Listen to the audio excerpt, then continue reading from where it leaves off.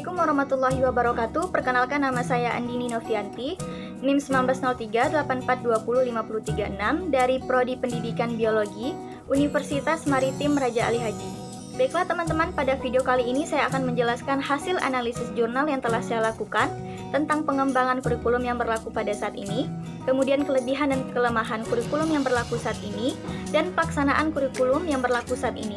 Kemudian saya juga akan menjelaskan tentang solusi yang dilakukan agar penerapan kurikulum yang berlaku saat ini berjalan dengan baik. Baik, kita masuk ke poin pertama, yaitu poin A. Pada poin A, mahasiswa diminta untuk menjelaskan apakah kurikulum yang berlaku saat ini telah sesuai dengan prinsip pengembangan kurikulum. Nah, menurut saya berdasarkan hasil analisis jurnal, di sini saya menggunakan 2 jurnal. Menurut saya, kurikulum yang berlaku saat ini sudah sesuai dengan prinsip pengembangan kurikulum yang ada. Nah, mengapa demikian? Tentu ada penjelasannya. Pada umumnya terdapat 5 prinsip pengembangan kurikulum. Yang pertama, prinsip relevansi. Prinsip ini memiliki makna serasi atau sesuai, artinya keserasian antara tujuan yang harus dicapai, isi materi atau pengalaman belajar, serta strategi atau metode yang digunakan untuk mencapai tujuan. Nah, pada kurikulum 2013 terdapat elemen perubahan standar isi yang telah mengacu pada prinsip relevansi, terletak pada fokus standar proses. Standar proses yang semula hanya terfokus pada eksplorasi, elaborasi, dan konfirmasi dalam kurikulum 2013 dilengkapi dengan mengamati, menanya, mengolah, menyimpulkan, menyajikan, dan mencipta. Isi dari standar proses ini tentu sesuai dengan tujuan dari kurikulum 2013, yaitu pembelajaran tidak hanya berfokus pada aspek kognitif, namun juga aspek afektif dan psikomotorik.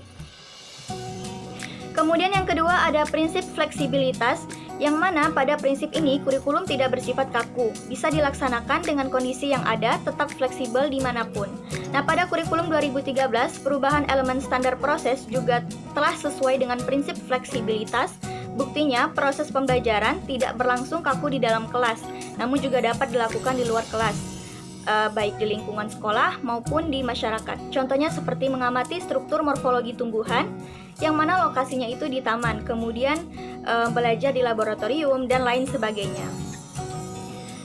Proses pembelajaran di luar kelas akan meningkatkan motivasi belajar peserta didik.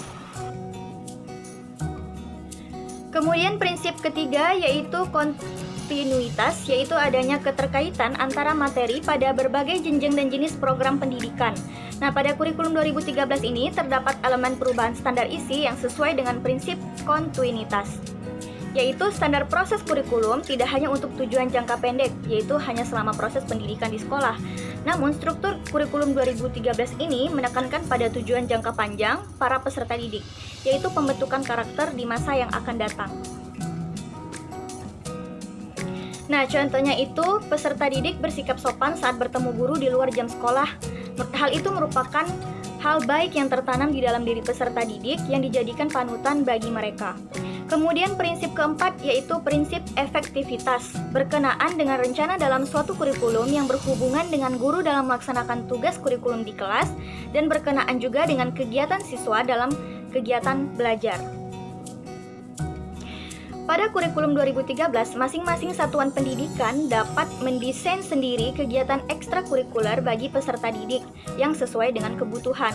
Melalui kegiatan ekstrakurikuler tersebut, peserta didik dapat menggali soft skill dan hard skill mereka. Kemudian prinsip yang terakhir yaitu prinsip efisiensi. Prinsip efisiensi ini berhubungan dengan perbandingan antara tenaga, waktu, dan suara serta biaya yang dikeluarkan dengan hasil yang diperoleh. Pada kurikulum 2013, contohnya pada saat pembelajaran daring ini. Nah, penggunaan kebutuhan paket kuota internet disesuaikan dengan budget yang dimiliki masing-masing tingkat satuan pendidikan. Baik, kita lanjut ke poin yang B, yaitu menjelaskan kelebihan dan kekurangan kurikulum yang berlaku pada saat ini. Nah, berdasarkan hasil analisis jurnal, menurut saya kelebihan dari kurikulum 2013 yang berlaku pada saat ini terdapat beberapa poin. Poin yang pertama yaitu mendorong siswa untuk aktif, kreatif, dan inovatif dalam kegiatan belajar, terutama dalam memecahkan masalah. Kemudian poin yang kedua, dari segi penilaian, kurikulum 2013 ini tidak hanya menilai dari nilai ujian saja, akan tetapi pada kurikulum 2013 ini ditekankan pada penilaian sikap, kesopanan, dan karakter dari peserta didik.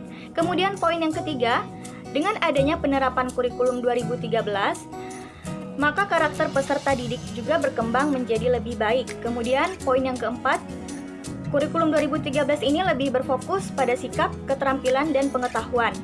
Kemudian poin yang kelima, kurikulum ini berbasis kompetensi. Yang keenam, kurikulum 2013 ini meningkatkan soft skill dan hard skill dari peserta didik. Kemudian yang ketujuh, kurikulum 2013 sesuai dengan perubahan sosial yang terjadi baik pada tingkat lokal, nasional, dan lain sebagainya. Poin yang kedelapan yaitu sifat pembelajarannya yang kontekstual. Yang kesembilan, meningkatkan motivasi mengajar bagi guru dan belajar bagi siswa. Poin yang ke-10, buku dan kelengkapan dokumen disiapkan dengan lengkap oleh pemerintah. Nah, setelah kelebihan tadi, tentunya ada kelemahan atau kekurangan dari kurikulum 2013 yang berlaku pada saat ini. Yang pertama, peran guru sebagai fasilitator itu kurang karena merasa kurikulum ini menuntut siswa untuk aktif. Kemudian yang kedua, sebagian guru belum siap menerapkannya. Nah, yang ketiga, konsep pendekatan saintifik belum dipahami. Kemudian yang keempat, keterampilan merancang RPP belum dikuasai oleh guru dengan baik. Poin yang kelima, penyusunan materi ajar belum sesuai dengan tahap berpikir siswa. Poin yang keenam, materi terlalu luas dan kurang mendalam. Dan yang terakhir, waktu belajar di sekolah itu terlalu lama. Baik, kita masuk ke poin yang C, yaitu bagaimanakah pelaksanaan kurikulum yang berlaku saat ini oleh guru di sekolah. Nah, berdasarkan hasil analisis jurnal, saya mengambil jurnal yang berisi pelaksanaan kurikulum 2013 di salah satu sekolah, yaitu MAN Tanjung Pinang. Nah, berdasarkan hasil analisis sekolah, pelaksanaan kurikulum 2013 di MAN Tanjung Pinang ini belum terlaksana dengan baik. Nah, secara umum, guru yang mengajar di MAN Tanjung Pinang ini sudah menyusun RPP-nya dengan baik, memenuhi sebagian besar indikator dalam Permendikbud nomor 65 tahun 2013 tentang standar proses. Untuk pelaksanaan pembelajaran yang berpedoman pada Permendikbud nomor 65 tahun 2013 ini, berdasarkan hasil observasi menunjukkan bahwa pelaksanaan pembelajaran belum sesuai dan berjalan dengan kriteria kurang terlaksana. Karena pelaksanaan pembelajaran di MAN Tanjung Pinang belum sesuai dengan RPP yang telah disusun. Nah, berdasarkan hasil analisis RPP yang telah disusun oleh guru MAN Tanjung Pinang ini menggunakan pendekatan saintifik yang mengacu pada standar proses kurikulum 2013.